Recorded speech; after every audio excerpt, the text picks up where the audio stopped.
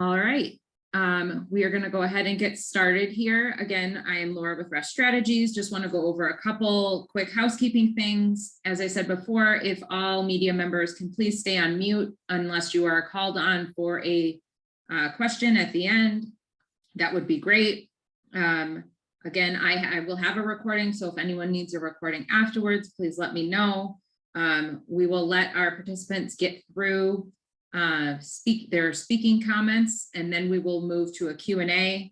And then if anyone after this needs to talk to any of our participants, you can reach out to me and I would be happy to connect you with them for follow-up questions.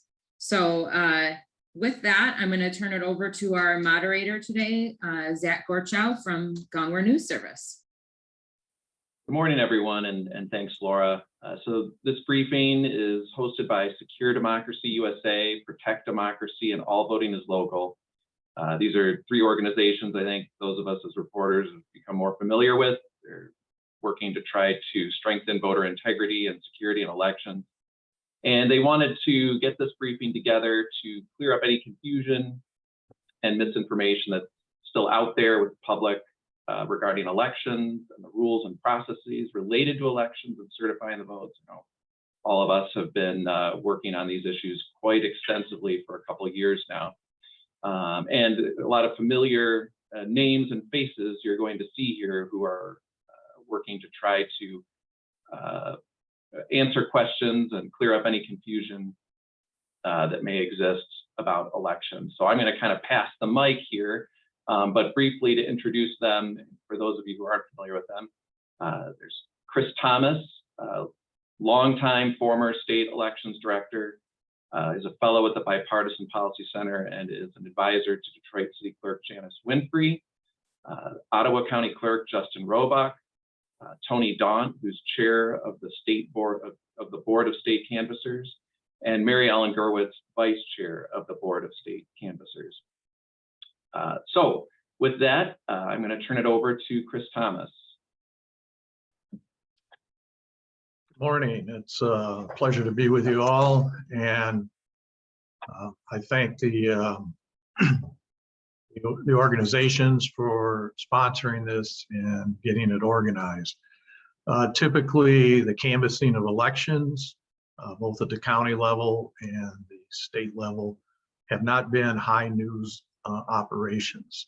They're usually something that's taken for granted, a lot of hard work at the county level, and then the Board of State Canvassers meeting in a bipartisan way to kind of put the last imprint on the election to certify it officially. So in 2020, the issue of canvassers at the county and state level doing their job briefly became a thing here in Michigan. But all elections were certified in 2020. In modern times, this is a new phenomenon around the country. So we will see how it goes moving forward this year. Personally, I'm not expecting any great difficulties. In 2021, there was a great deal of media attention paid to various canvassers appointed to county boards of canvassers who stated that they would not have certified the 2020 election and that they may not certify the 2022 election or future elections. However, the August primary this year was fully certified by the 83 county boards of canvassers and by the state board of canvassers. So this same issue has popped up around the country over time. In the 2000 election in Florida, where anything that could go wrong did go wrong, that was an issue there as well. And this year is an issue out in New Mexico in a local election.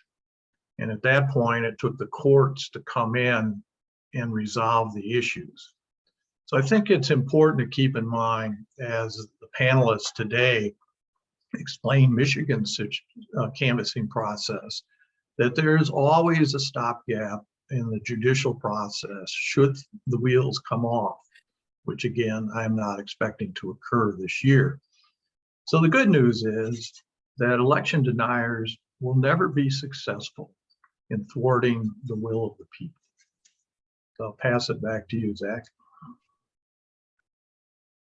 All right, we're going to move now to Justin Roebuck, the Ottawa County Clerk.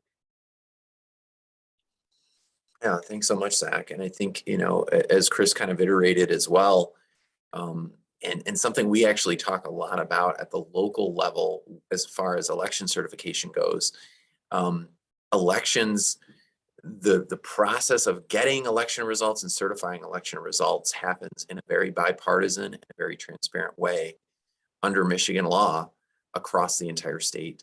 And when you think about the process, what happens on election night as the polls close in every single precinct across the state of Michigan, the ballot tabulators are producing totals, a totals tape or a totals report, essentially, that is signed by the bipartisan team that's actually there in the precinct or in the absentee counting board, whatever that situation is.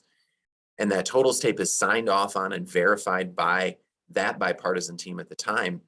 Multiple copies of those totals tapes then go to different locations. So we're spreading that out as a check and balance in the process. The local clerk, municipal clerk, or township clerk is getting a copy of that, the county clerk, and then the county board of canvassers as well. And really immediately following election day, the following day at the county level, that's where that first certification process begins to take place. And the bipartisan board of county canvassers, 2 Republicans and 2 Democrats appointed, nominated by the political parties and then appointed by the Board of County Commissioners, begins their work in what I would call essentially is an audit of that balancing of the precinct. So what they are looking at in detail are every single poll book that comes from every single precinct within that county. They're taking a look at those totals tapes and seeing that the number of total ballots cast on that totals tape matches the total number of voters that came into that precinct. And that's an extensive process. They have 14 calendar days under statute to complete that process. And, in many cases, they are working through weekends and large elections to ensure the balancing of that. The Board of County Canvassers at the local level also has authority to correct errors. And I think this is an important check and balance in the process. Elections is a human process. Errors do occur, and we need to have mechanisms, and we do have mechanisms in place to ensure that we correct those errors prior to certification. And so, the county clerk plays a role in that, essentially as the clerk of the Board of Canvassers. We have authority to assist the board in their work, but they're really playing a critical role in that transparent process and that bipartisan process in a public meeting, going through a very detailed checklist of items that need to be ensured essentially before the election is certified at the local level. And then obviously we're passing that up to the state level.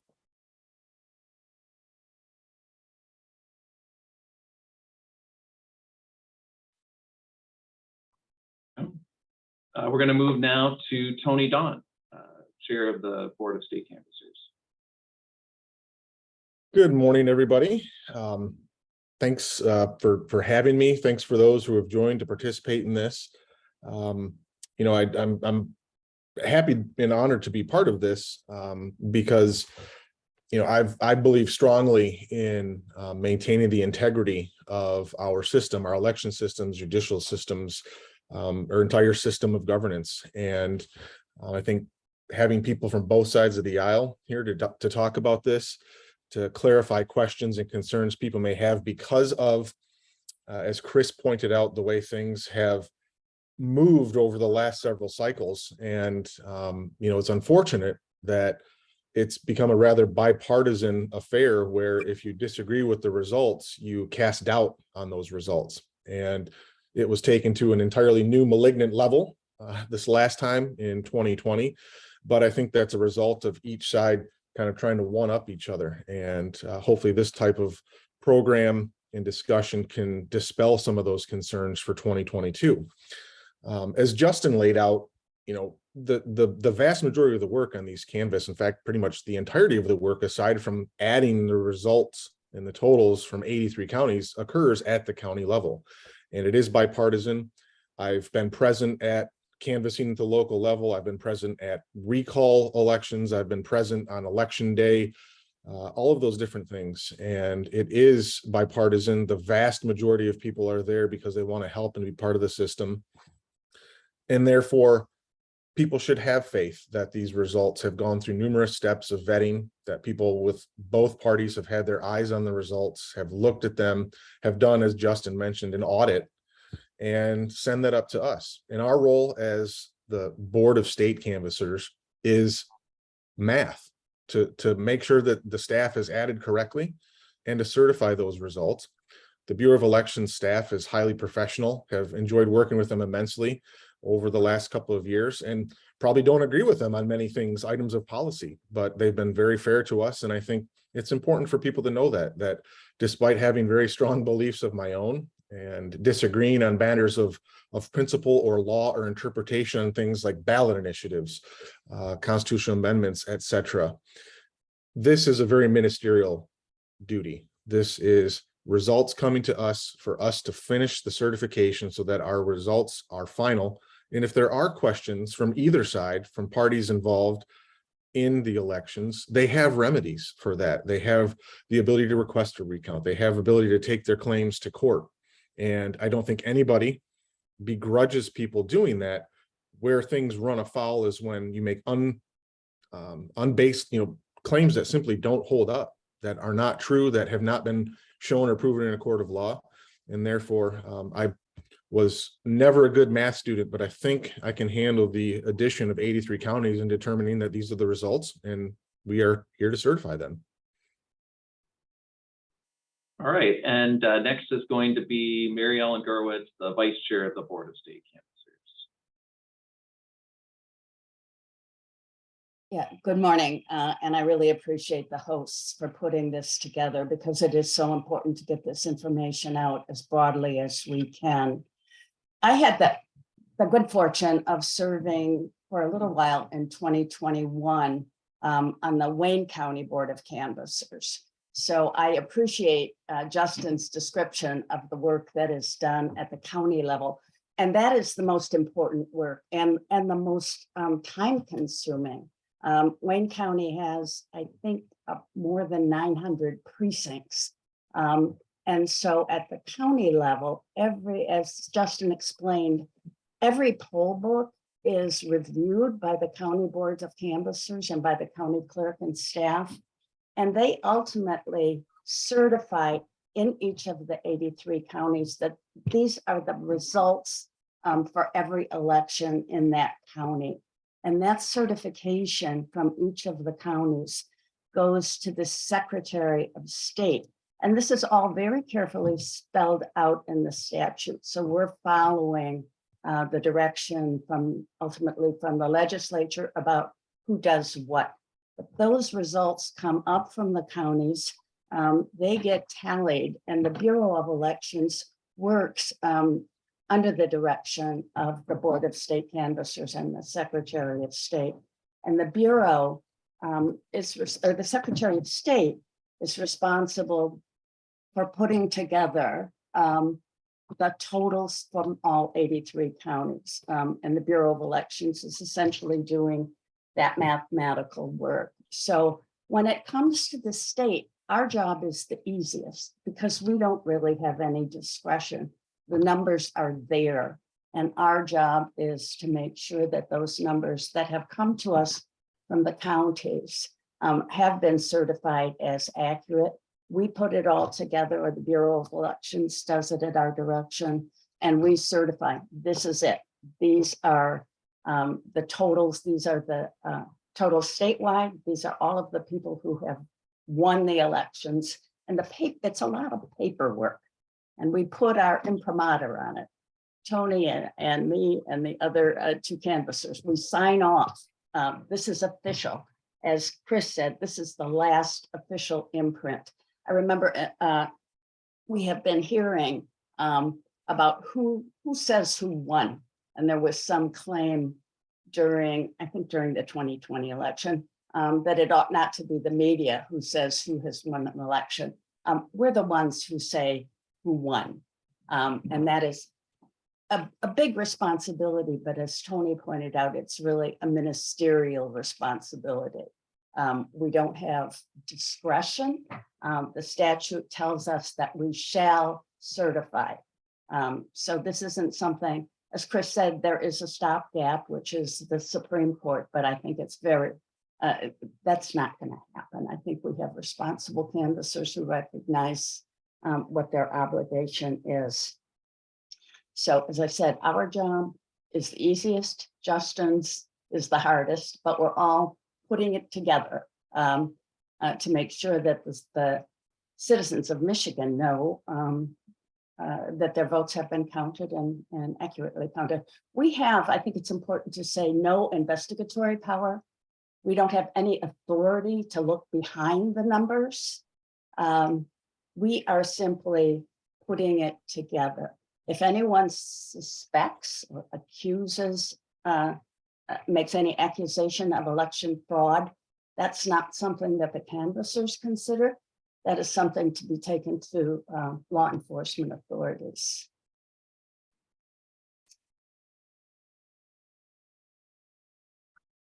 All right, I'm going to ask the first couple questions, and then I'm going to hand it back to Laura Beal to moderate the reporter Q&A.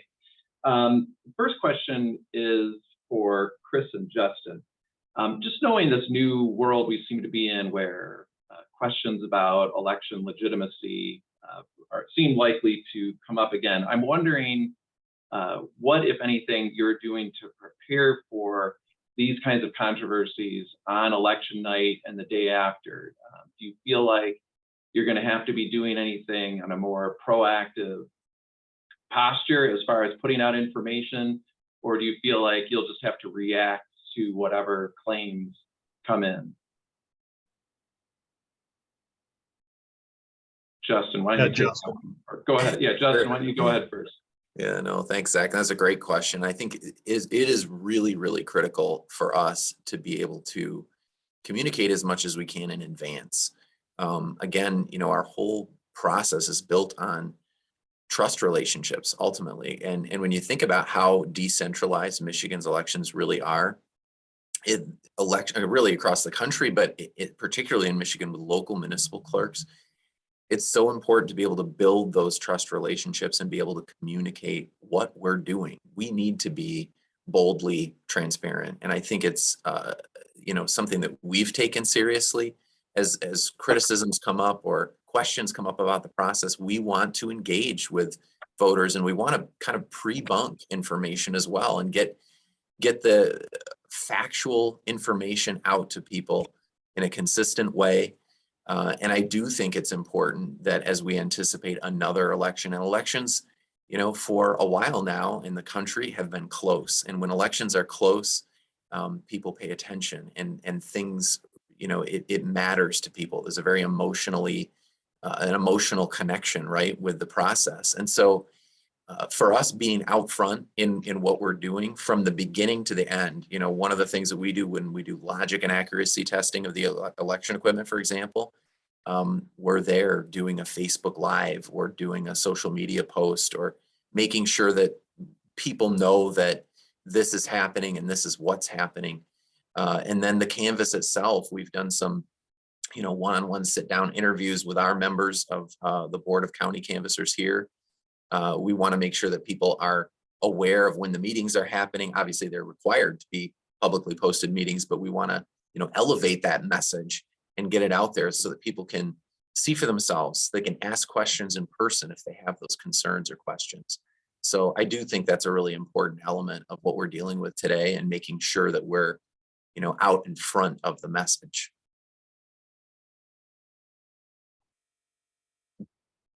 So I think that Justin is definitely in the seat that would handle this after the election, in terms of how they handle the canvas and all of the transparency that goes with that. But in advance of an election, it is really incumbent on election officials to be up to speed, to be prepared to handle the amount of mail ballots, for example. You harken back to 2020, it's the first time that Michigan has had a high level of mail voting. Detroit, we had 68% of the vote was by mail, when it typically is 22, 23%. So balancing all of that is very difficult. And certainly a pandemic put us all on our back of our feet. So moving into this election, clerks have, I think, really gotten their feet under them in terms of what it takes to dot all the I's, cross all the T's in terms of processing absentee ballots. And I think the canvassing boards are going to see a better balancing. We made great strides in Detroit. We had 2 elections last year, balanced 100% in both of them, and had minimal number of imbalances in the August primary, less than 10 precincts out of 450. So it's always a challenge, but really much of what will happen after the election is going to depend on how well prepared election officials are going in. And then this other question is for Mary Ellen and Tony. There's been a lot of really good reporting from some of my colleagues in news media about changes in the composition of county boards of canvassers. A lot of questions about whether some of these new folks might not vote to certify elections at the local level. What are you preparing for, and what will the Board of State Canvassers do if you have 1 or 10 or however many counties that do not certify their results?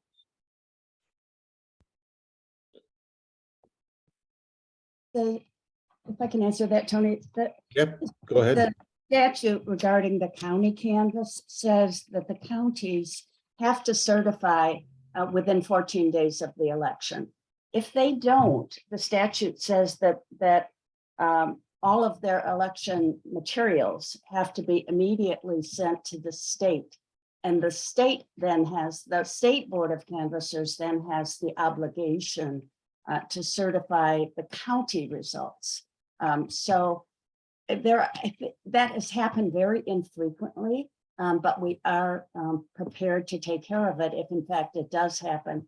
I've talked with the Bureau of Election staff about what they anticipate, and it probably depends on what county, if any, fails to certify.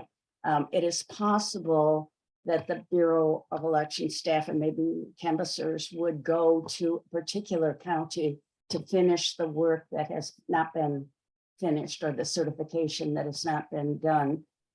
Or it may be that the county will, in accordance with the statute, bring all of their material to Lansing, which is burdensome for a county. And it also, the statute also provides that if the state has to come in and do the county certification, that's done at the expense of the county.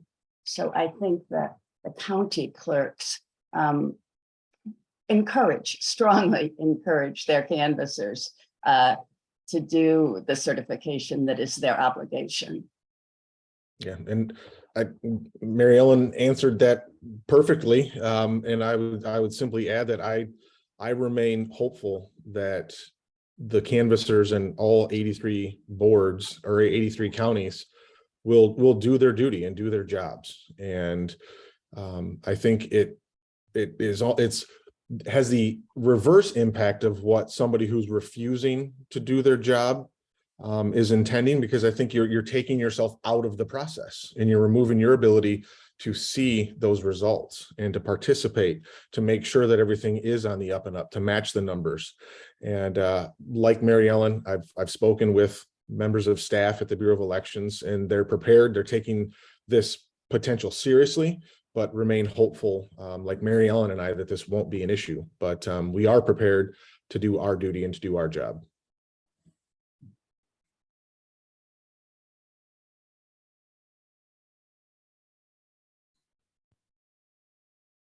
All right, with that, I think we're gonna go into a more traditional media Q&A here. So in the interest of time, if you have a question, please put your name and outlet in the chat. I don't know if we'll be able to get to everybody, but again, as I said at the beginning, if you have follow-up questions we don't get to, feel free to email me. I think everyone has my email, but if not, I will write it in the chat right now.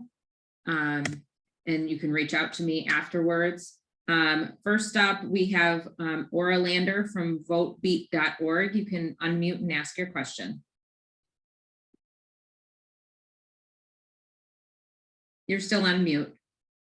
I'd like to thank the panelists and the participants for doing this. It's a very big help for us journalists. I want to ask Mr. Daunt, if there are some predicted problems reported in a lot of national publications on election day, will the state board, as Ms. Gerwitz said, go ahead and certify as you're obligated to do?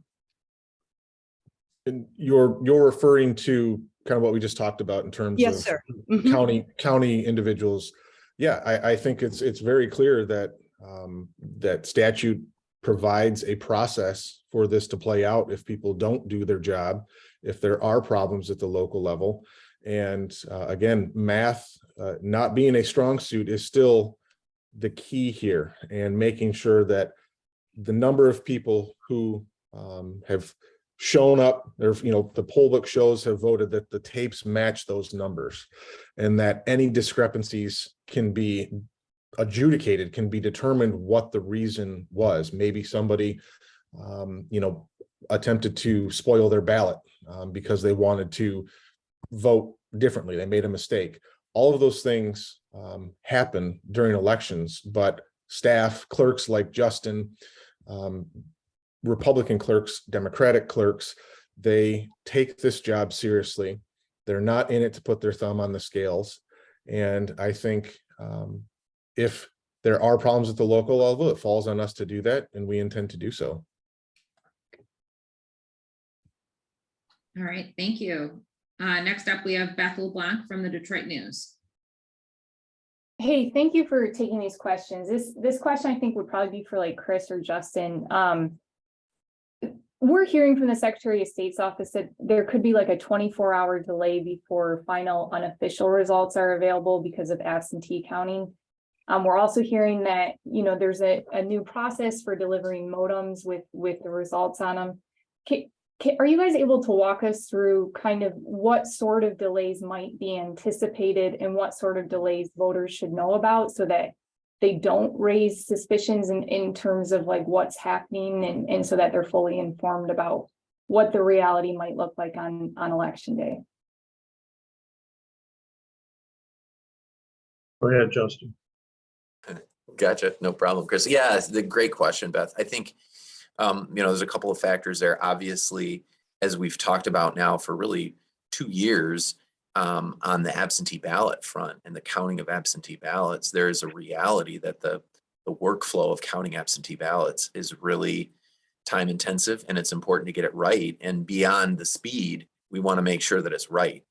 And so our local municipal clerks, as well as a couple of counties who have the responsibility of contracting with locals for counting of absentee ballots, priority number one is getting it right. We have this pre-processing legislation, obviously, that passed a few weeks ago, that allows for a certain amount of time given, right, to expand an opportunity to not necessarily process, not necessarily tabulate the ballots, but get some of that workflow out of the way. And while I think that is helpful, and it's certainly much better than nothing, I think we will still see in some of our urban areas, and I think we probably saw the listing from the Secretary of State, some of our largest urban communities are not taking advantage of it, I think, because of the reality of what they see as the time constraints, and is it worth the added burden of some of the pre-processing requirements in there. So I think there's a reality that, yes, we will see some late counting of absentee ballots. And I think that's perfectly normal and acceptable. And again, the important thing there is that we're doing it right and getting the counts right, first and foremost. On the modeming front, there's obviously a lot of changes with regard to that process. The U.S. Election Assistance Commission, we're essentially, across the country in the process of decommissioning the electronic transmission of results directly from tabulators. And so we're seeing a lot of counties move to other means of that, in particular, We saw examples of that in the August primary, where we are now, hand delivering, essentially. We always were hand delivering, but relying on that initial hand delivering of results first will cause additional time delays in the process. There's just no way around that. And again, I think the important thing there is that we have the security element of ensuring that those results are submitted, transmitted appropriately. And that is the thing that we're focusing on. And potential time delays may be there, but the important thing is that we're getting it right. And that's something that we're conscious of for sure going into this process. Would only add that the legislature still has not given election officials in the state the means to run and tabulate large volumes of mail ballots that the citizens of this state enacted back in 2018. Many states, both red states, blue states, purple states, allow for the tabulation of ballots in advance of election day. Our neighbors in Ohio do it for 17 days in advance. Florida, Texas, Oklahoma, all kinds of different states allow that. And second, I will say that, we will in Detroit be publishing partial results on election night. I can't tell you exactly what time that'll be, but we will not wait until everything is done on Wednesday before our results are published. And we'll publish those, you'll probably see them first on the city clerk's website, and we will be transmitting physically the data over to the Wayne County Board or the Wayne County Clerk's office for her to post as well. But we want to make sure that by the end of the evening, there's a large portion of the Detroit returns posted.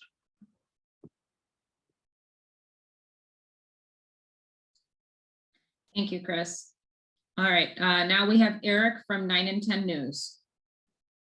Hello, thanks for letting me ask this question. Maybe you guys touched on this early on. Sorry, I had to take a call early, but one of the questions I've gotten that I haven't really gotten a full answer on is when you're using terms like you're obligated to certify the election, what if there are legitimate issues that pop up? I mean, if a board of canvassers, whether the state or the county, decides not to certify something because of an issue, but then they're going to be mandated to do it anyways because they're obligated, that doesn't seem like much of a check and balance if it's going to happen no matter what. So I guess maybe I'm missing the process that if there is a legitimate question had where the certification shouldn't happen, how do you do that? I can take a first swing at that, I think. Eric, I think that's a great question, and it's a good point. I think both Tony and Mary Ellen kind of touched on this as well, and in the fact that at the county level, that is where that obligation to correct errors happens. So, for example, the Board of County Canvassers has the authority to subpoena ballots, for lack of a better term. They can order that ballots be delivered to the County Board of Canvassers from the local clerk's office. We have representatives who were physically in the precinct and a bipartisan team on that night come in if there's a question about a balance, for example, issue. And we have the authority under the authority of the Board of Canvassers to retabulate ballots, to correct imbalances and correct errors. So, there is that obligation there under law to ensure that we're doing things correctly and appropriately. And there may be some cases, I'm thinking of a couple of examples where, again, elections being a human process, sometimes there's a challenge, right? We've had an incident in our county before where a voter literally left the precinct with a ballot in their hand and walked out and drove away. That is an example of something that we cannot correct from perspective of we'll always have one less ballot in the totals than we will voter on the poll book, in other words. And so some of those clerical issues result in human element issues as well. And it's the board's responsibility to document that before they certify, so that there's a record of what happened. And they are doing a little bit of that investigatory work under their limited authority to do that, and to make sure that we've documented everything.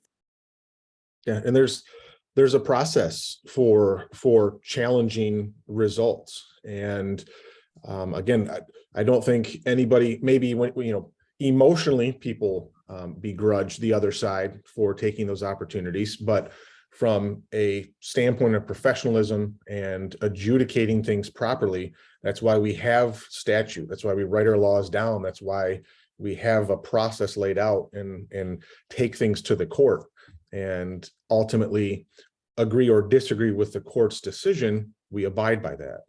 And, you know, our role at the state isn't to say, oh, well, there's questions there in Ingham County, for instance, and they haven't sent us the results. We're going to go ahead and kind of determine what those results are and certify everything. No, we don't have that ability until the information from the counties below have been transmitted to us to do that final tabulation and certification.